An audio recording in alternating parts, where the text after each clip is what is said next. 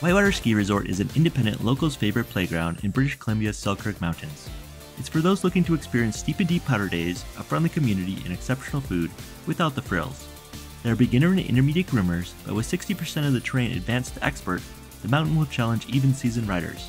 While we didn't catch a powder day that Whitewater is known for, we still found fun stashes and unique terrain to fill our time.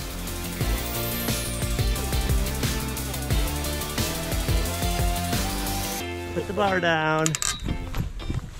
Hi, we're Jeff and Jennifer with Snowboard Traveler, and we are on the two-seater lift at Whitewater Resort near Nelson, British Columbia. Not a powder day, but we'll take it. Here at Whitewater, it's all natural snow, no man-made stuff, and they get a lot each year. Whitewater is on the southern portion of British Columbia's famed Powder Highway, a somewhat remote 4.5 hours drive east of Kelowna Airport or a 4-hour drive north of Spokane Airport. We visited on a multi-resort road trip given the location, but the resort is only a 25-minute drive from the lively town of Nelson.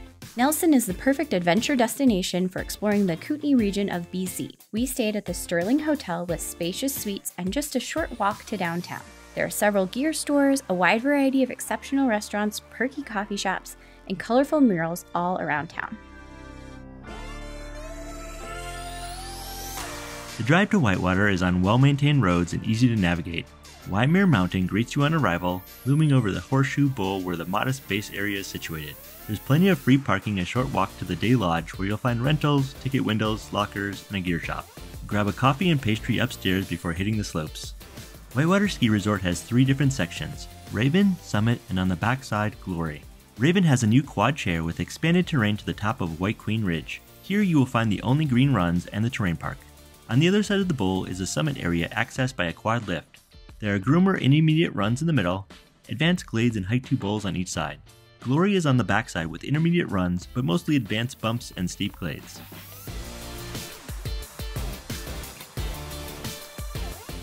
Raven has 2 lift options, the old Silver King 2-seater or the new Raven quad to the top of White Queen Ridge. Silver King provides access to beginner green runs that wind back down to the base area.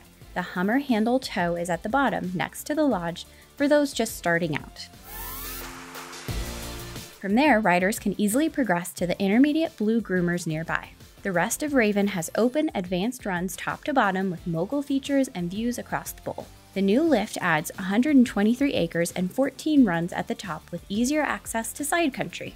The terrain park is rather small with a couple medium jumps and rails, but it's not a main feature of the resort. On the other side of the base area, hop on the summit quad to the top of Glory Ridge.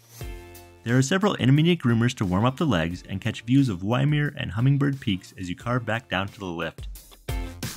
Further over on skier's right is a fun boulder field on the way to Ketch Basin. Beyond the inbound terrain are several side country access points along the way like Blasters and Sherpa Ridge. These filter back into the resort when conditions permit. Ketch Basin is the hike-to bowl at the end of the traverse, which leads to steep glades. Straight down the open bowl was the easy way with flowy turns and fun features.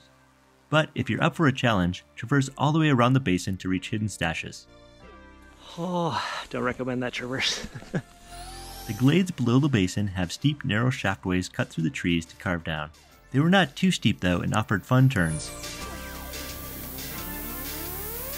The other side of Summit is where the experts ride. There are steeper glades with cliffs below the lift and into Terra Rata. Fresh powder is recommended here. Further over is Glory Basin, which filters into diamond glades with boulders and mogul-covered steeps around tight trees. The top of Glory Chair drops into the far area of Summit with more steep glades and natural features. Unfortunately, we missed out on the fresh powder turns that the resort is known for in this area. We'll take that as another reason to come back.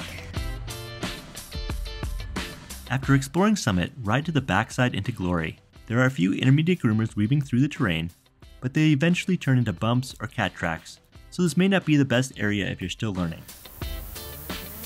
At the top of the lift, skier's right dives into backside bowl with powder stashes through the steep glades. The runs here have decent vertical with natural features for jumping off and steep gullies to carve down. Eventually you'll get down to the cat track back to the triple chairlift. Skiers left off the lift are lower angled glades that lead down to more open powder fields with some natural half-pipe gullies.